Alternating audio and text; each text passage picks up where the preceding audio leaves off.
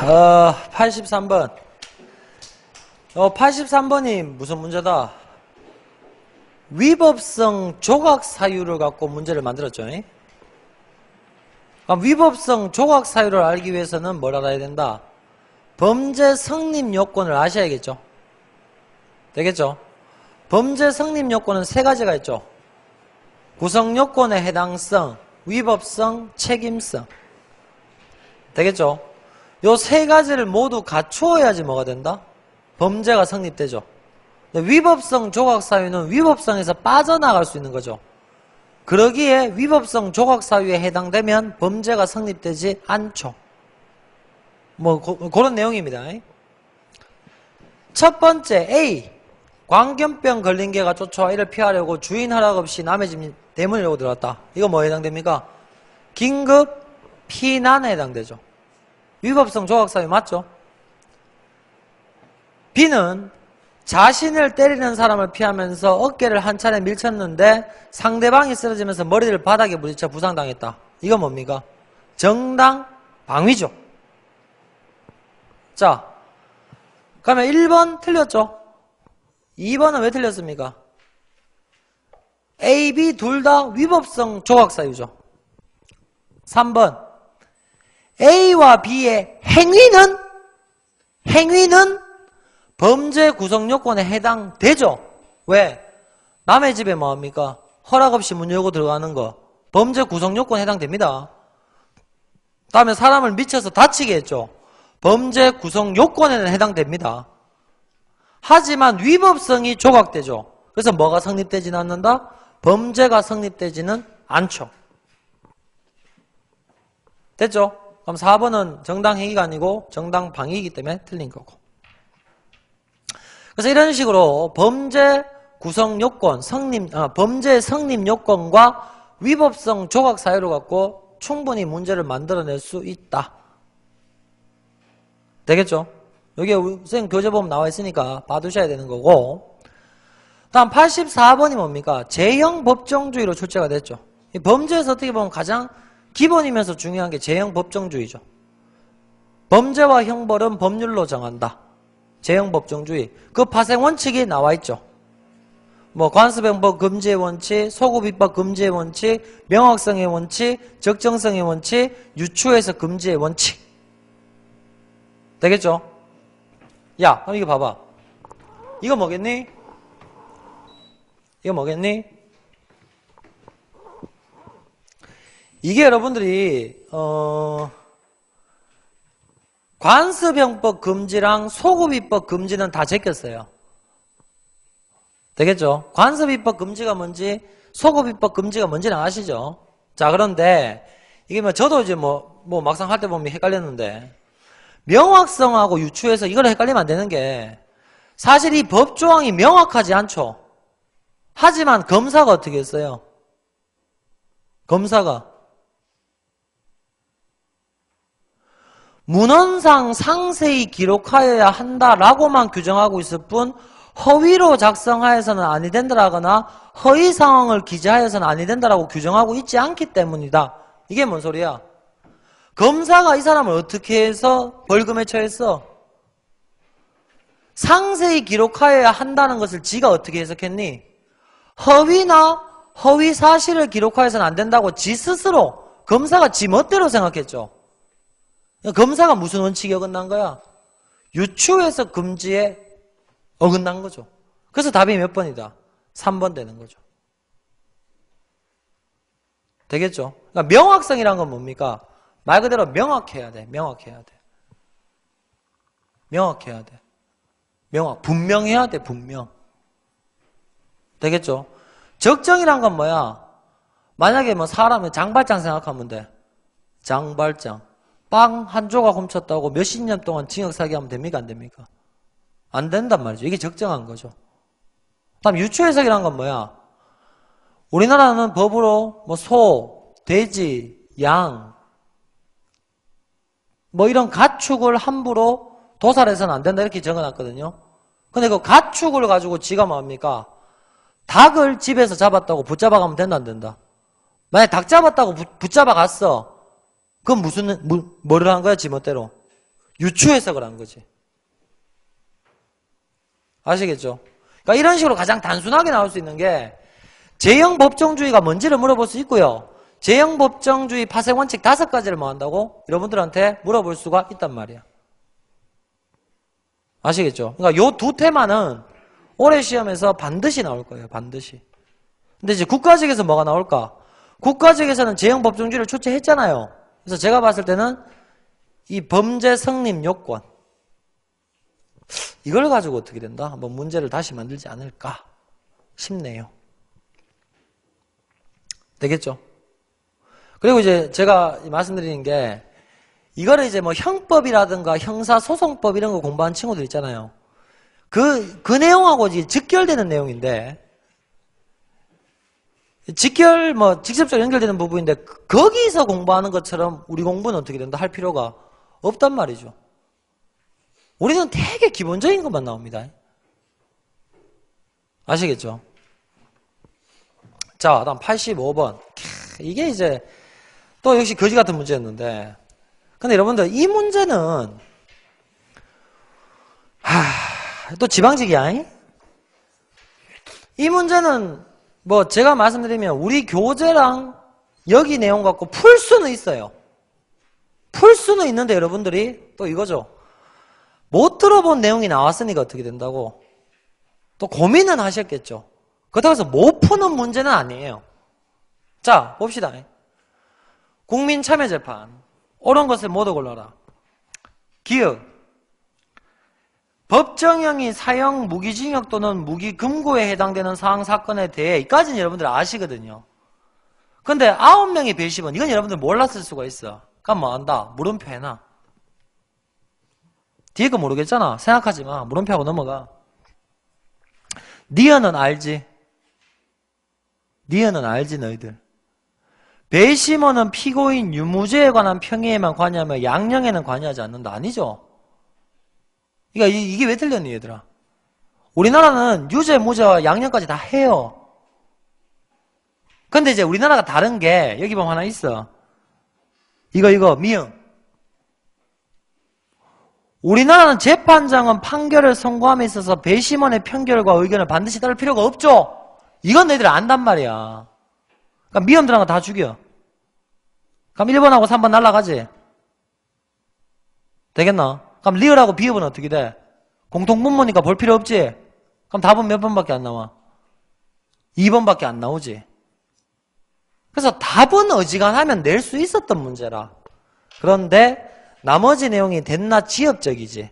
그러니까 이건 어쩔 수 없어. 뭐 지나간 시험이고 맞췄으면 다행이고 틀렸으면 그냥 이런 케이스만 좀 여러분들은 뭐 해두시면 돼요.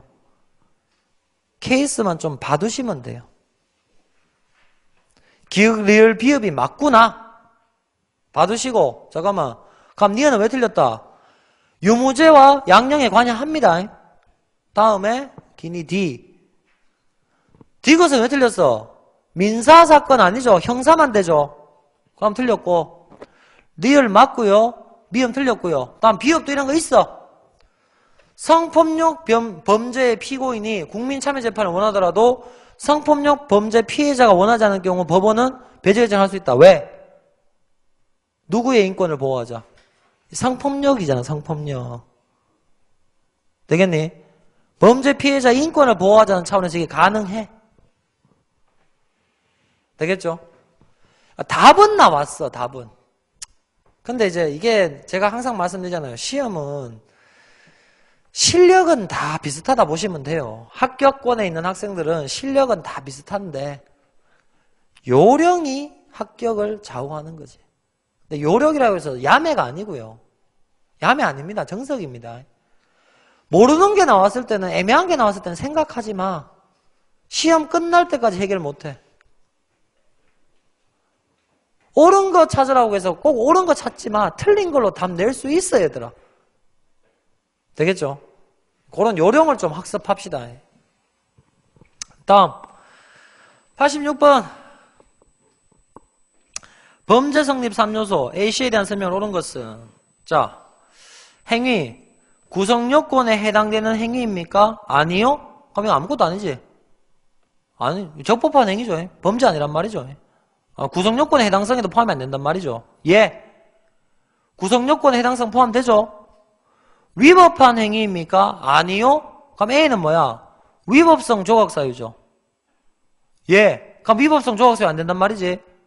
책임 있는 행위입니까? 예. C가 범죄고 B는 뭐야? 책임성 조각사유죠. 갑시다. 1번. 듣지도 말하지도 못하는 사람이 다른 사람 물건을 훔친 것은 A. 아닙니다. 위법성 조각사유 아닙니다. 이거는 구성요건의 해당성에서도 해당되고요. 위법성도 있고요. 책임성이 조각되는 게 아니고 책임성이 경감되는 사유입니다. 책임성 경감사유입니다. 조각사유도 아니고. 근데 어차피 1번 틀렸다는 건 알지? 2번. 술에 취한 사람이 차에 시동을 걸고 운전하려는 것을 말리다 손목을 삐게 하는 행위는 어디에 속한다? 위법성 조각사유. 이건 정당 방위가 될 수 있습니다. 나나 타인을 지키기 위한 행위. 이건 정당 방위가 될 수 있습니다. 3번. 식사비를 내지 않고 도망간 손님을 길에서 발견하고 붙잡은 음식점 주인의 행위는 B가 아니고 뭐다 이거? 정당, 그러니까 자구행위. 이거 뭐에 속한다? 위법성 조각사유 A에 해당되죠. 4번. 멧돼지에게 쫓기는 사람이 막다른 골목에서 담을 넘어 다른 사람 집으로 들어간 건 긴급 피난 A에 해당되죠. 오케이? 다음 87번 형사 절차 한 번은 봐둘 필요가 있습니다. 수사 절차랑 다 이거는 재판 절차 하나 두셔야 돼요. 체포, 구속영장 청구, 구속영장 발부, 구속 적부심 청구. 자 갑시다. 1번 가해 이유와 일시 장소는 피의자 가족에게 지체 없이 통지 맞고요.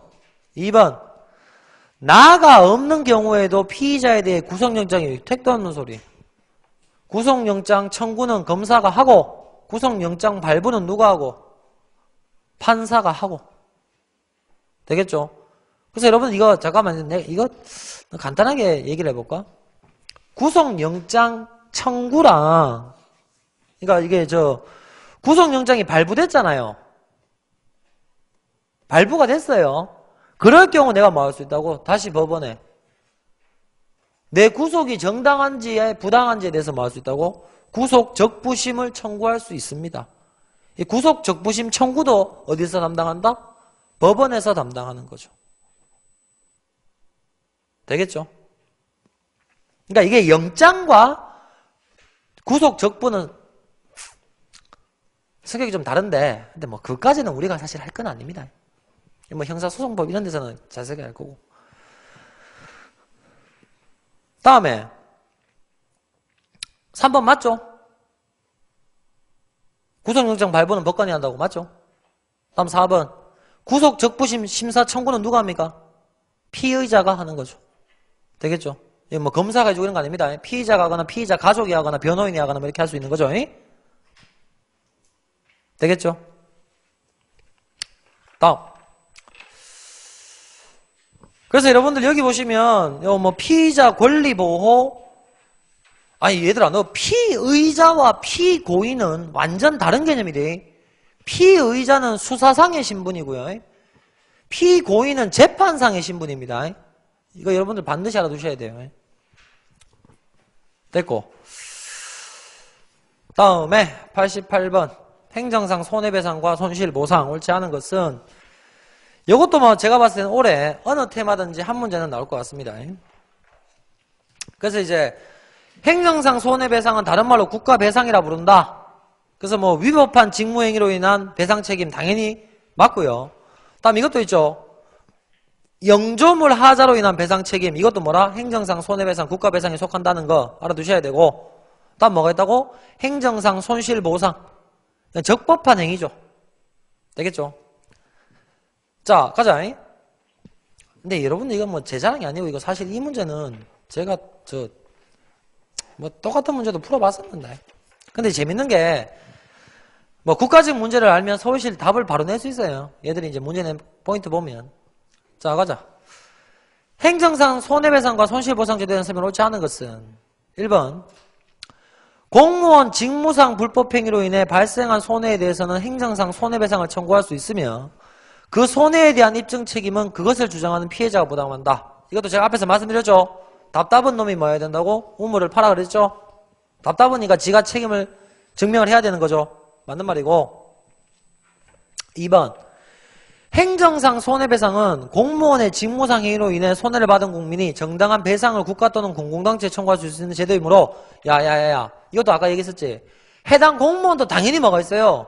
가가 책임지는 건 당연한 거고 걔가 속한 공공단체 여기 뭐야 국가 또는 공공단체도 책임을 져야 되는 거죠. 정답은 몇 번? 2번. 다음 맞아. 3번. 행정상 손실보상은 적법한 행정작용에 의하여 개인에게 강해진 재산상의 손실을 보상해준 제도, 공공필요에 의해 재산권의 수용, 사용 제한으로 인해 개인에게 특별한 희생이 발생했을 경우. 맞죠?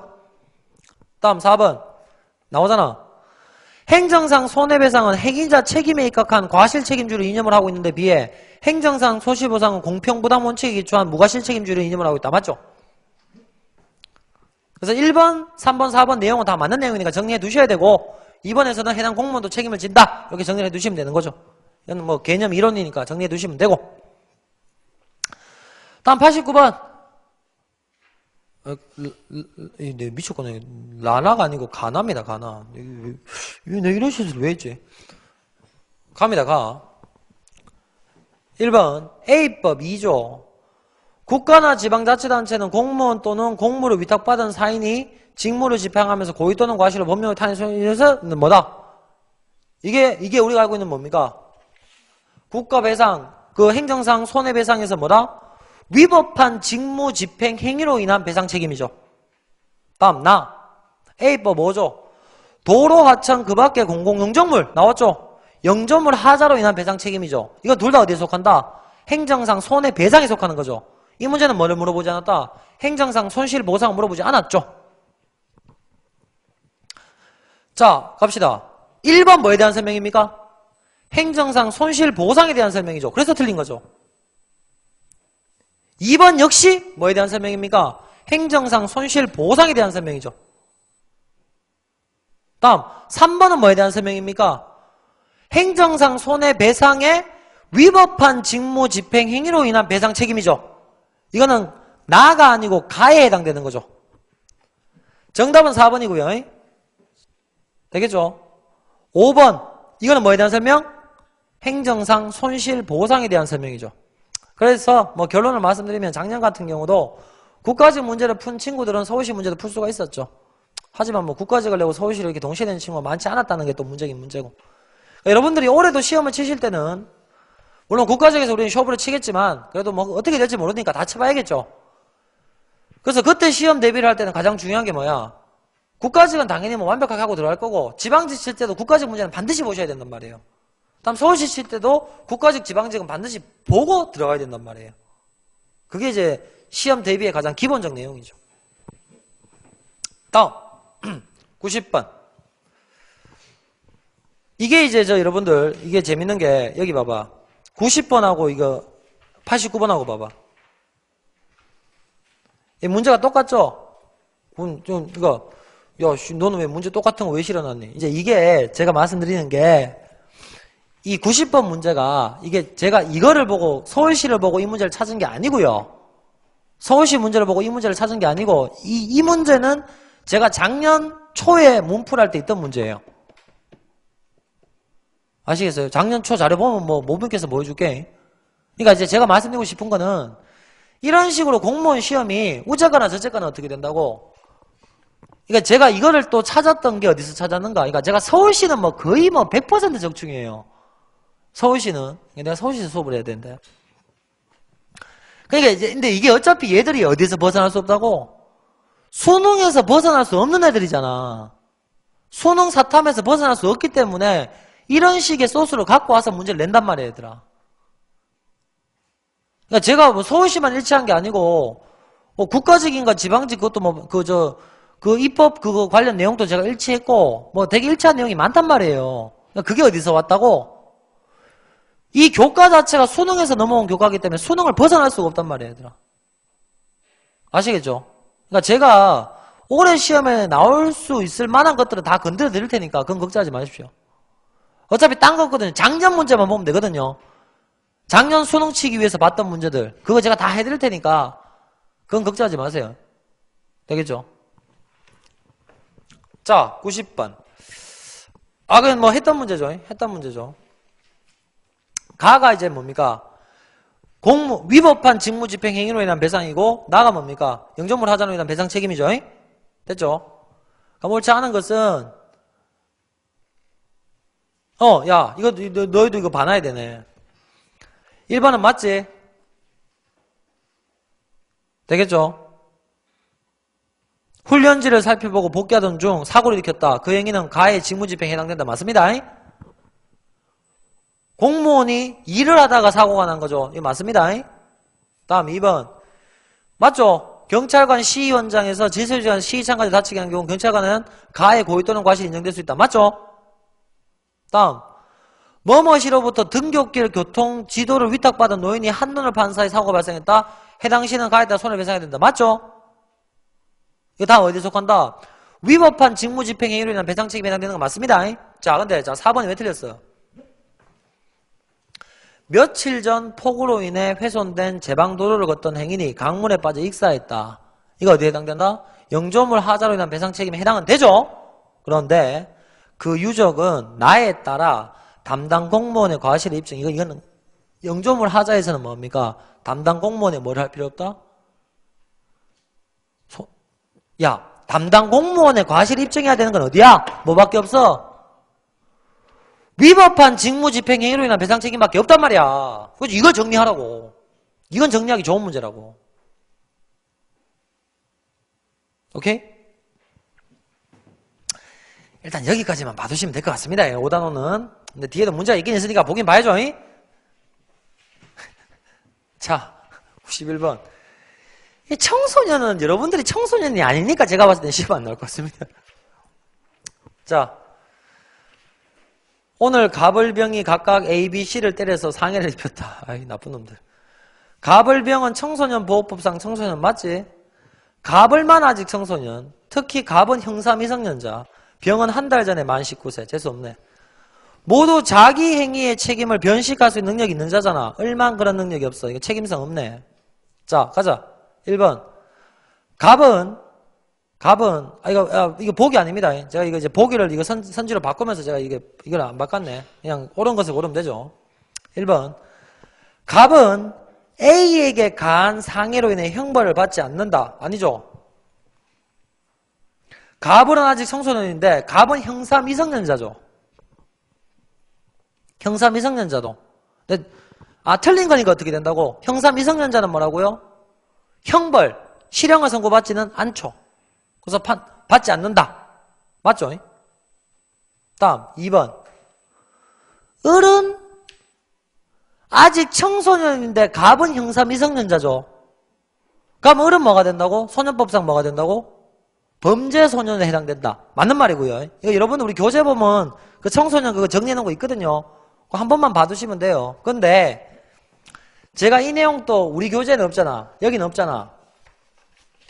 이 없는 이유가 개정에선 빠졌거든. 그러니까 지금 나오는 이 문제도 7차 개정 문제 아니고 7차 문제야. 근데 하도 문제가 없어가 내가 실어놓은 거야. 하도 없어가지고. 아시겠죠? 다음 3번. 자, 이런 게 중요하지. 을의 부모는 B에 대해 책임 무능력자 감독적 책임질 수 있지. 왜냐? 을이 뭐야? 책임 무능력자니까. 이게 특수불법행위가 성립되는 케이스죠. 정답은 몇 번? 4번이죠. 병은 C에게 가한 상해로 인해 소년법상 보호처분 받을 수 없죠. 왜? 병은 만 19세가 됐지. 한 달 전에. 얘는 뭐라고? 야야야. 소년법상 보호처분은 말 그대로 뭐야? 형사 미성년자를 대상으로 하는 거죠. 얘는 처분받을 수 있는 거죠. 처분받는 게 실형을 선고받는 거죠. 그러니까 여러분들 이 내용은 빠졌어. 빠지긴 빠졌는데 좀 찝찝하다 싶으신 친구는 거기 뭐야? 우리 교재 보면 그 형사 저 소년 사건 대상 가지고 표 하나 정리해 놓은 거 있거든요. 그것만 한 번만 좀 보고 가십시오. 다음 92번. 소비자 권리.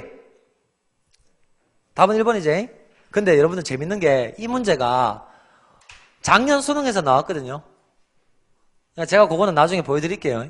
파이널하고 그럴 때 아니면 뭐 내가 너희들 모의고사 내고 이럴 때 어차피 다 작년 수능하고 평가 안 하고 모의고사 이런 거 뭐 또 EBS 문제 이런 거 다 편집해가지고 이제 다시 재작성해서 문제 만들거든요.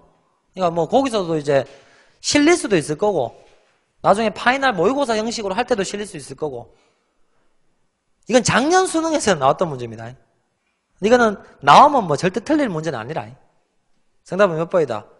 1번이죠. 다음. 근로자.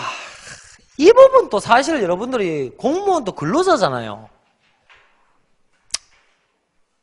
나올 수는 있어요. 나올 수는 있는데 일단 뭐 여기 있는 문제부터 좀 해결을 합시다. 가자. 다음 사례에 대한 법적 판단을 옳지 않은 것은 갑입니다.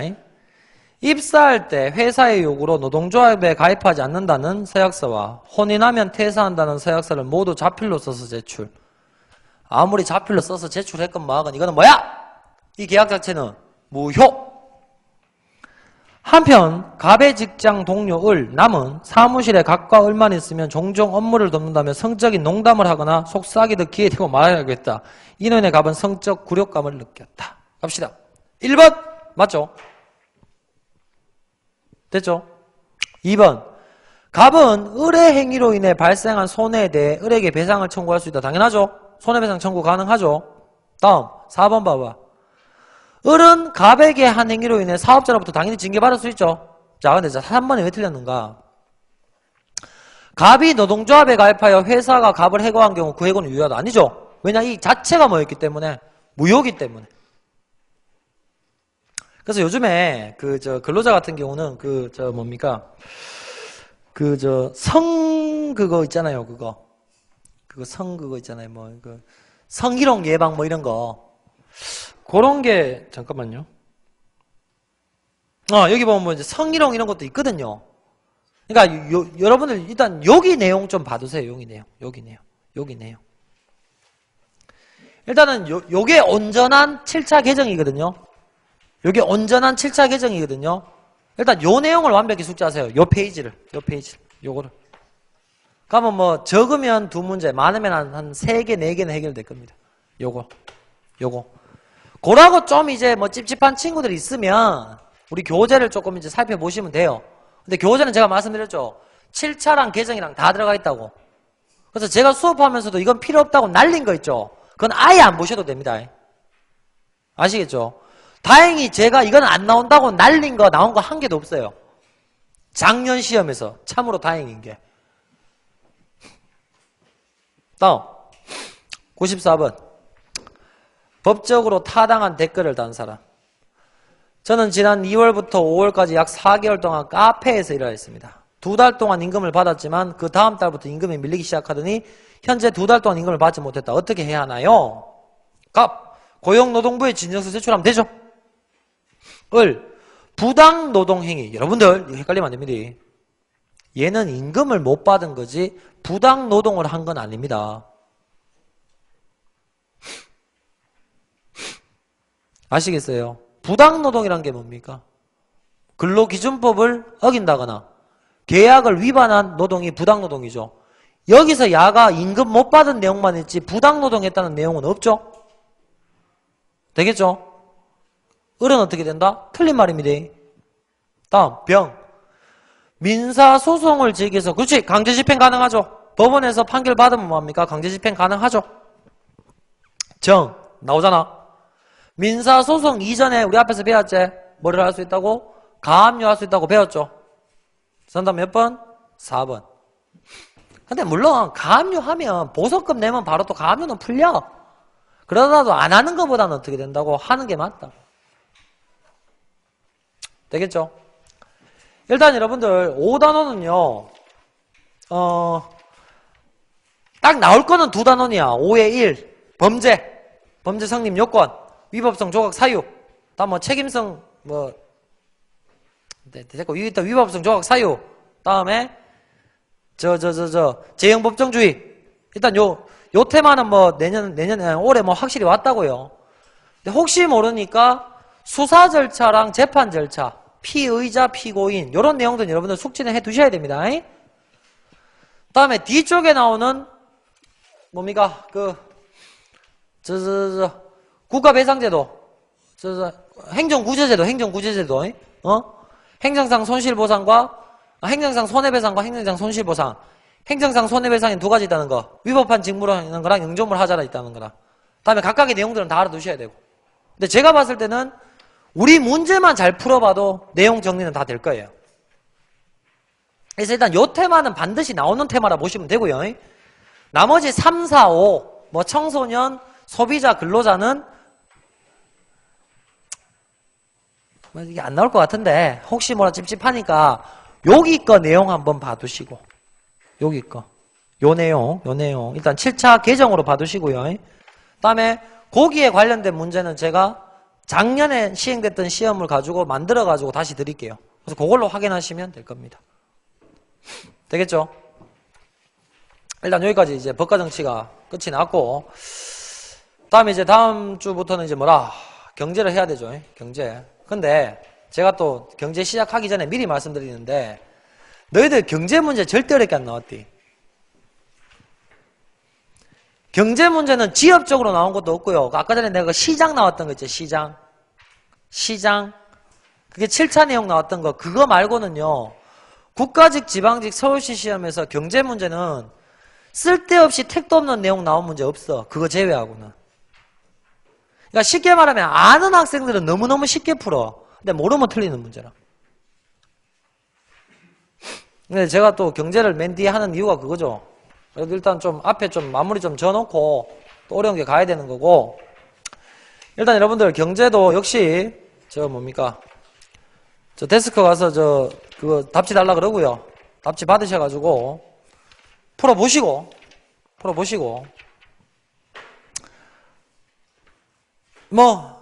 또 여러분들 이런 거 한번 해보세요. 35쪽 잠깐만 경제 35쪽 보시면요.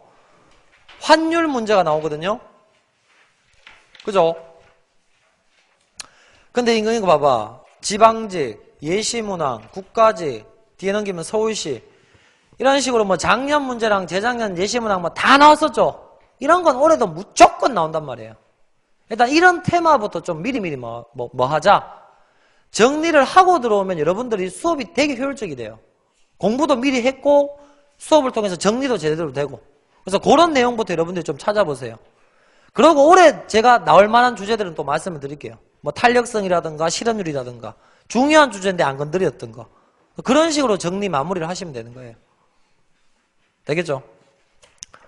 그리고 아까 전에 제가 부양비 삽질했던 거 우리 내일 수업이 없잖아. 제가 다음 주에 찾아가지고 그건 또 완벽하게 마무리해드리고, 다음에 제가 안 그래도 우리 지금 단과가 개설되어 있는데 경제 부분하고 통계 분석이라고 나와 있죠. 그러니까 통계 분석이란 게 뭐 인구 부양비라든가, 다음 우리 사회문화 풀 때 보면 세습률 구하고 뭐 이런 문제 있죠. 근데 사실 이런 거 말고도 좀 경제에서도 이런 거 다루는 영역이 좀 있거든요. 그러니까 그런 좀 문제를 해결할 수 있는 실력을 키울 수 있는 수업이 그거예요. 언제 개강이고 다다음 주 개강이죠. 그때 개강하니까 혹시 근데 이거는 진짜 그렇습니다. 이거는 제가 미리 말씀드릴게요. 어차피 여기 있는 애들이 들으면 듣지 다른 애들 관심도 없을 거니까. 그 수업은 만점 받을 학생이 오셔야 돼요. 그러니까 이런 거예요. 법과 정치나 경제나 사회문화나 나는 이론은 돼 있다. 이론 문제는 나는 퍼펙트하게 다 푼다. 그런데 그래프나 도표가 나오면 나는 좀 힘들다. 그런 친구들이 들어오면 아주 효과적인 수업이 될 거예요. 그러니까 만약에 혹시라도 이론이나 개념이 안 돼 있는 친구들은 사실 그 수업은 괜히 스트레스만 받는 수업이 될 거야.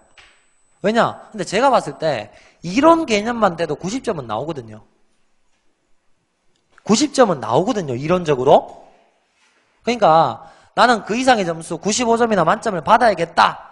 그런 친구들은 와가지고 수강을 하세요. 그러면 아마 도움이 될 거예요. 95점이나 만점 맞는 데는. 되겠죠? 저는 솔직히 말씀드렸습니다.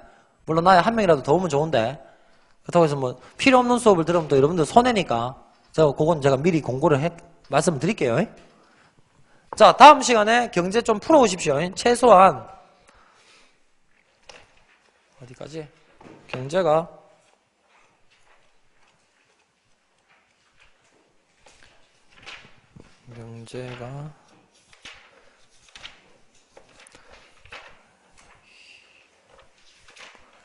뭐 2단원까지는 나갈 거고